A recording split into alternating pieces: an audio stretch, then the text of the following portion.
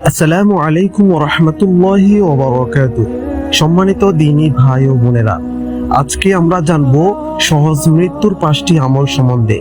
মৃত্যুর যন্ত্রণা এতটা কঠিন, রাসূলুল্লাহ সাল্লাল্লাহু আলাইহি ওয়াসাল্লাম আল্লাহ তাআলার কাছে মৃত্যুর যন্ত্রণা থেকে পানাহ চাইতেন এবং সাহাবীদেরকেও মৃত্যুর যন্ত্রণা থেকে পানাহ চাইতে আদেশ করে গিয়েছিলেন। আজকে আমরা জানবো এমন 5টি আমল সম্বন্ধে যেগুলো করলে ইনশাআল্লাহ তাআলা আপনার সহজ মৃত্যু হবে ইনশাআল্লাহ। যেগুলো করলে ইনশাআল্লাহ আল্লাহ চাইলে আপনার সহজ মৃত্যু হবে। আজকের 5টি আমলের মধ্যে সর্বপ্রথম যেটি থাকছে সেটি হচ্ছে রাতে ঘুমানোর আগে তাওবা ও মাফ চাওয়া।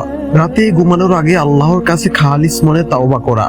সমস্ত গুনাহ মাফ চাওয়ার মাধ্যমেই আল্লাহ আমাদের ক্ষমা করে দেন। যে ব্যক্তি ঘুমাতে যাওয়ার আগে তাওবা করে সে যেন পবিত্র অবস্থায় মৃত্যুর জন্য প্রস্তুত থাকে।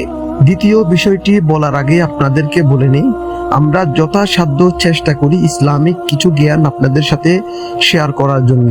যদি বিশেষ কোনো বিষয় আপনারা জানতে চান অবশ্যই কমেন্ট করে জানাতে ভুলবেন না। দ্বিতীয় যে বিষয়টি থাকছে সেটি হচ্ছে সালাত নিয়মিত আদায় করা।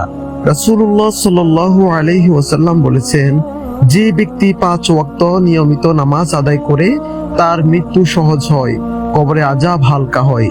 মুসলিম শরীফের হাদিস। নামাজ একজন মুসলিমের জ্ঞান ও ঈমানের সুরক্ষা দেয়।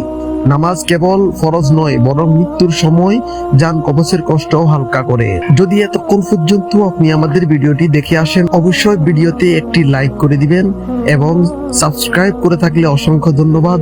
সাবস্ক্রাইব না করে থাকলে সাবস্ক্রাইব করে পাশে থাকবেন। তৃতীয় যে বিষয়টি থাকছে সেটি হচ্ছে সূরা মুলুক পাঠ করা।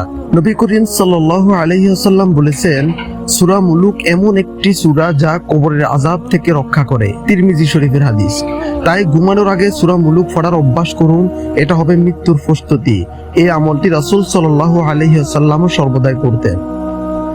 চতুর্থ যে বিষয়টি থাকছে সেটি হচ্ছে সদকা করা গোপনে এবং আন্তরিকভাবে। সদকা মানুষের গুনাহ মুছে দেয়। কিয়ামতের দিন সদকা একটি ছায়া হবে। সদকা গোপনে করলে আল্লাহ তার গুনাহ মাফ করে দেন এবং মৃত্যুর সময় আল্লাহ তা সহজ করে দেন। বুখারী শরীফের বর্ণনা। 5 নম্বর যে আমলটি থাকছে সেটি হচ্ছে মানুষকে ক্ষমা করা ও নিজের রাগ নিয়ন্ত্রণ করা।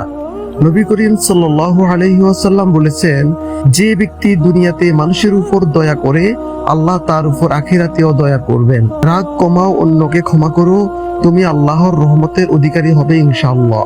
শেষ কথাই বলবো, প্রিয় ভাই ও বোনেরা, মৃত্যু আসবেই, কিন্তু সেটা যেন হয় ঈমান ও শান্তির সাথে। এই 5টি আমল নিয়মিত করার চেষ্টা করো, ইনশাআল্লাহ মৃত্যু সহজ হবে। ভিডিওটি ভালো লাগলে শেয়ার করো, সাবস্ক্রাইব করে পাশে থাকো। আল্লাহ আমাদের সবাইকে হুসনে খাতিমা দান করুক। সকলে বলেন আমিন। আজকের ভিডিওটি পর্যন্ত থাকলো। সকলের কাছ থেকে বিদায় নিচ্ছি। আসসালামু আলাইকুম ওয়া রাহমাতুল্লাহ।